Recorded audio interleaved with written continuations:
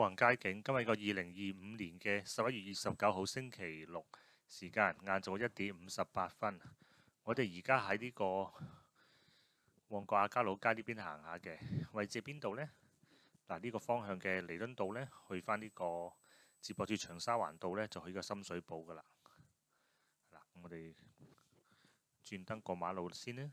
嗱，咁呢個方向呢，就去返呢個尖沙咀嗰邊嘅方向噶啦。右手邊旁邊啦，呢個匯豐銀行啦，旺角嗰個對面呢，就係呢個惠豐中心啦。好多人嘅呢度個馬路係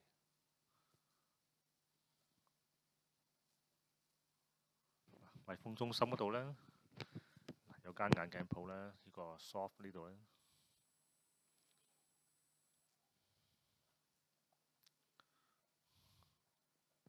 遊客啊，香港人都好多嗰啲喺旺角呢個位置。咁一直行落去呢，我哋行到去呢個染布房街啊。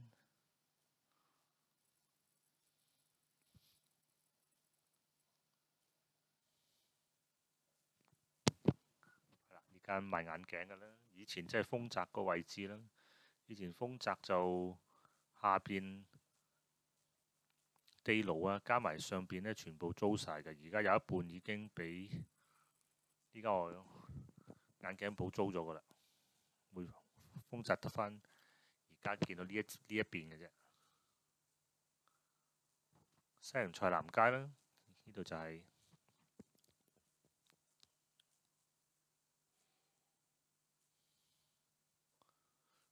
好多人嘅，呢度見到，可能啲街又窄啦，人又多啦，咁樣咧，好擠擁嘅。每次行過呢度都蘋果店呢，呢間就係即係賣衫嗰間蘋果店啦，都好多年嘅啦，有牛仔褲啊嗰啲賣嘅啦，都執咗嚟，而家都見到咧。其實呢個角落頭呢個位，即係過馬路亞皆老街嗰邊呢，其實都好旺，同西洋菜南街呢度。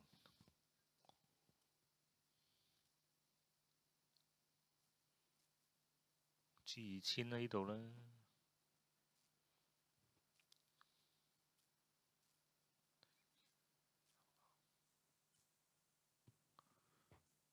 啲銀行可能星期六下晝休息噶啦。咁前邊少少嘅呢，就係呢個女人街噶啦，好多遊客嘅，你見到。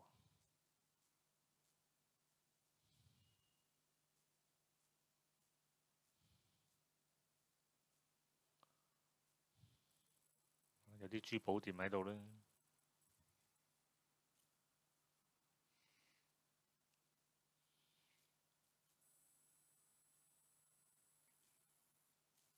女人街呢，呢個呢，喺亞皆老街呢邊嗰個入口啦。褪後少少，俾大家睇下啦。人流都好多㗎，亦都見到呢，好主要都係啲遊客入去行嘅。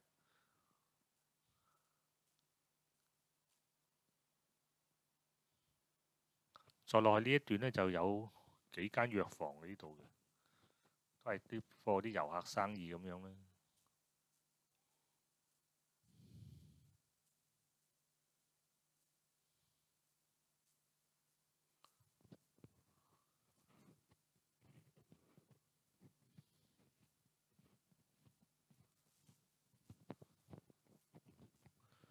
同仁堂啊，仲有前邊好似有係咪一間燒味鋪啊嗰啲咁啦。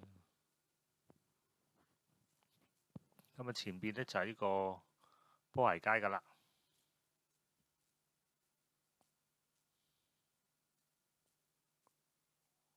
角落頭呢度都係間藥房嘅，變咗。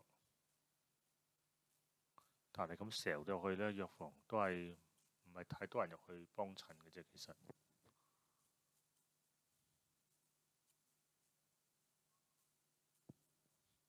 波鞋街呢，呢度呢，咁啊直望過去有間小食店嘅。咁波鞋街人流就多啲啦。有間麻雀館喺呢邊呢。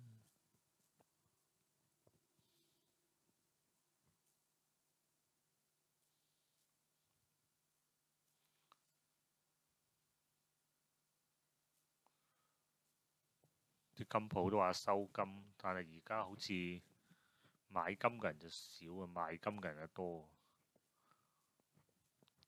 金價太貴，因為而家都係比較上。大班以前個位呢，都係做翻呢啲賣嗰啲西餅啊、麵包啊嗰啲嘢啦。行前少少啊，去到呢個洗衣街㗎啦。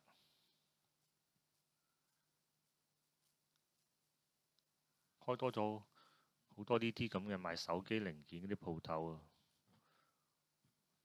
但係而家又少翻啲啊！呢排又可能而家啲人上晒淘寶買咧，呢啲咁嘅鋪頭都生意都麻麻地，而家都洗衣街啦。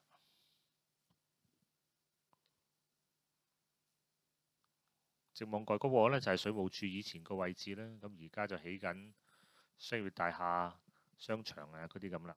直望上去呢，就喺個旺角東呢個火車站噶啦。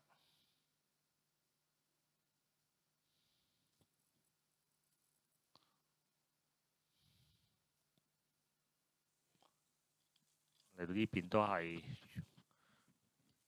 仲有幾間藥房。由呢度開始嘅亞皆老街人流開始就會少翻啲啦，即係行過黑布街啊、染布房街呢一邊啦。始終冇頭先喺波鞋街啊、西洋菜南街嗰邊咁多人嘅，呢邊係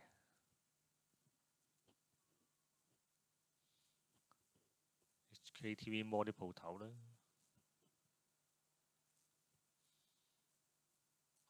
連咗幾間吉鋪呢度真係。後邊黑布街有更加多嗰啲吉鋪，而家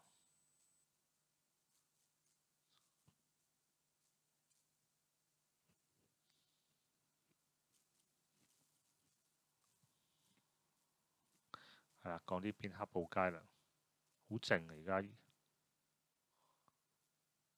嗱，你望過去啦，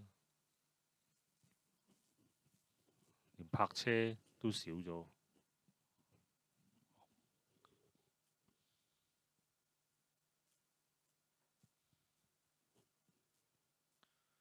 係啦，再行多段呢，咁就去到呢個染布房街㗎啦，間金鋪啦。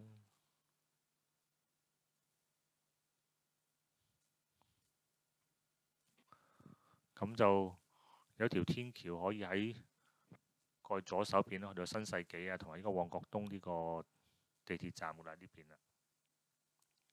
咁樣角落頭位係間餐廳啦。咁我哋係啦，呢邊上去啦，就係新世紀啦。咁我哋今集講到呢度先啦。大家對呢集有啲咩意見可以下邊留個言俾我聽嘅喎。我哋下一集再見啦，拜拜。